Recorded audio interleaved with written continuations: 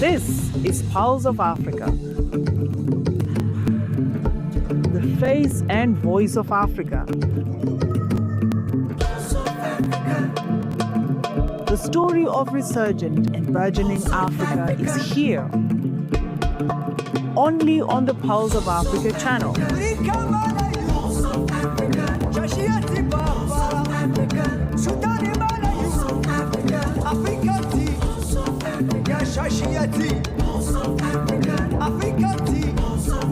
Pulse of Africa, the face and voice of Africa.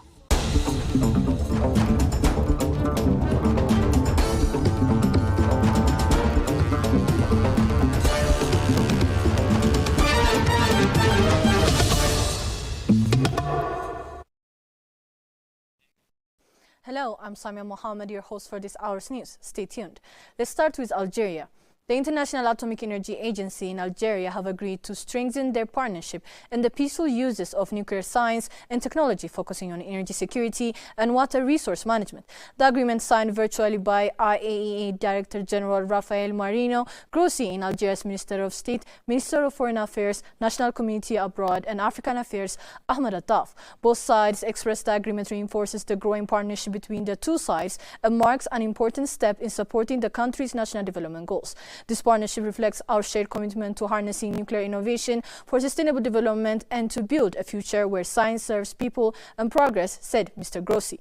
The IAEA will support Algeria as it explores its nuclear energy options, including small modular reactors for electricity generation and water desalination, and expand the use of nuclear techniques to strengthen water resource management.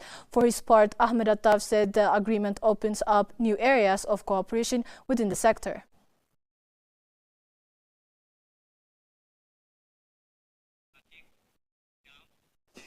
Kenyan President William Ruto delivered a call to action at the 7th session of the United Nations Environment Assembly in Nairobi, urging global leaders to turn commitments from COP30 into tangible outcomes. Ruto emphasized the need to address the triple planetary crisis: climate change, biodiversity loss, and pollution, while ensuring that the environmental actions support equity and human dignity. He called on member states to back the United Nations Environment Programme with sufficient resources, particularly for nations balancing environmental responsibilities with poverty and limited fiscal space.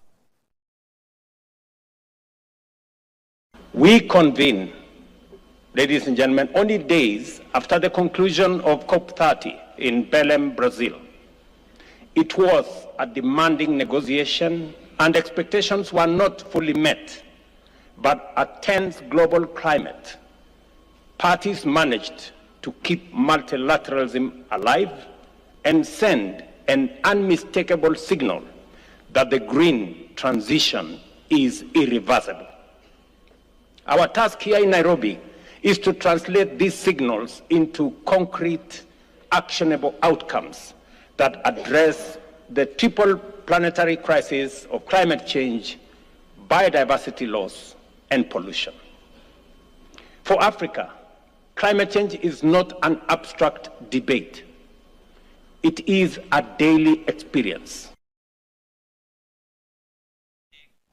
Highlighting Africa's leadership in climate ambition, the president framed the continent not as a victim, but as a co-architect of global solutions. Ruto warned that without careful alignment, technological and economic transformation risk perpetuating old patterns of extraction, exclusion, and environmental harm. Ruto stressed that the Assembly must define the environmental guardrails for a new era shaped by artificial intelligence, digital technologies, and electrification, ensuring that the green transition is both sustainable and inclusive.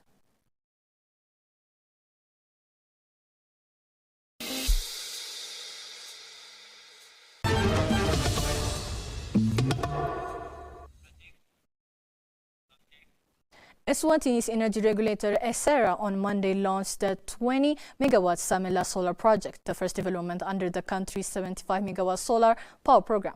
The project will operate under a 25-year power purchase agreement with the Eswatini Electricity Company.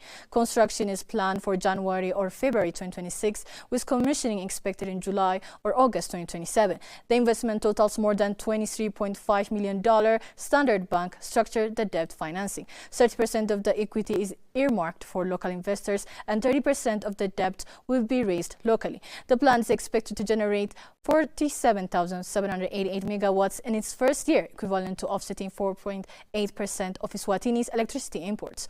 4 additional projects are planned under the program. ESERA's chief executive Shukumbuzo Sabdeze said that the launch marked an important milestone for Eswatini. He said securing electricity supply requires long-term planning and that the project is the result of extensive technical work, regulatory process and community engagement aimed at increasing local power generation.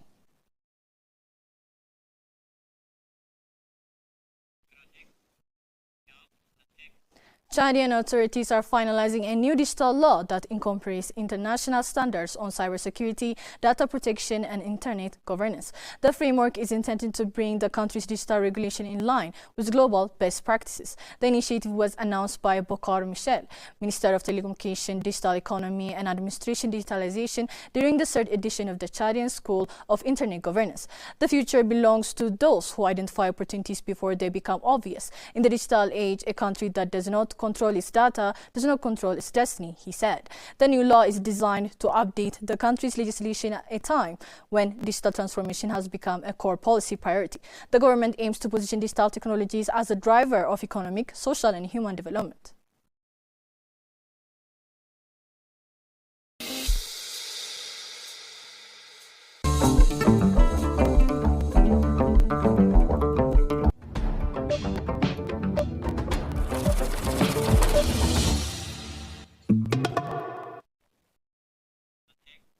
Shifting to business headlines.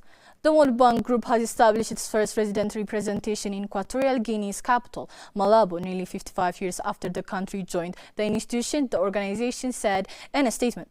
Argentine economist Juan Diego Alonso, a senior World Bank official, has been appointed to lead the new resident office. He will oversee the group's work across the International Bank for Reconstruction and Development, the International Development Association, the International Finance Corporation, and the Multilateral Investment Guarantee Agency.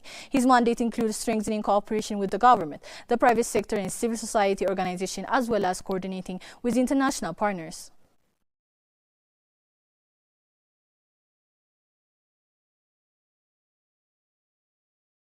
Togo's parliament approved the 2026 state building on first reading, setting total spending at $4.87 billion. Finance Minister Georges Barcelona presented the budget at 14.8% increase from 2025. The initial draft projected revenues and expenditures of $4.87 billion, with minor changes during the Finance Committee review, totaling about $19.5 million, without altering the overall framework. The government calls the budget realistic and aligned with the 2024 institutional transition roadmap.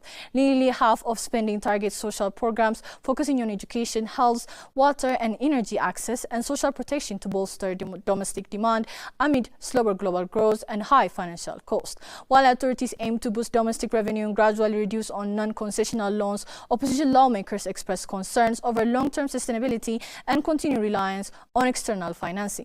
The government defends higher spending as essential for social priorities and infrastructure modernization, with growth projected above the regional average. The bill now proceeds to the Senate for further examination as required by the Fifth Republic Constitution.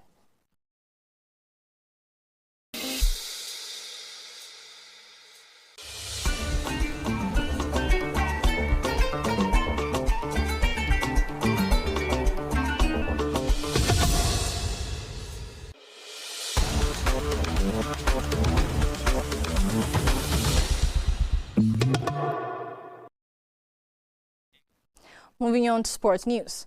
Zimbabwe's national team head coach Mario Mirinka has unveiled his final 27-man squad for the 2025 Africa Cup of Nations Morocco without 2 of the country's biggest names, Marshal Munetsi and Hama Bilat, who have both been ruled out of the tournament. The Warriors, returning to AFCON with renewed ambition, will face a challenging group stage campaign, taking on Egypt on 22nd December, Angola on 26 December, and regional rival South Africa on 29 December in what promises to be one one of the most competitive triers of fixtures at the tournament.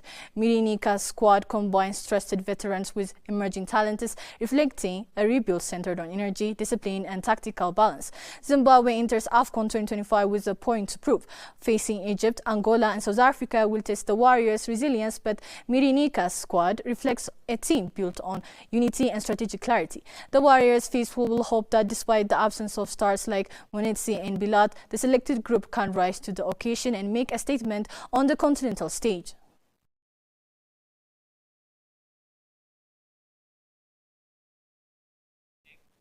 That's all for this time. Thank you for tuning in and goodbye.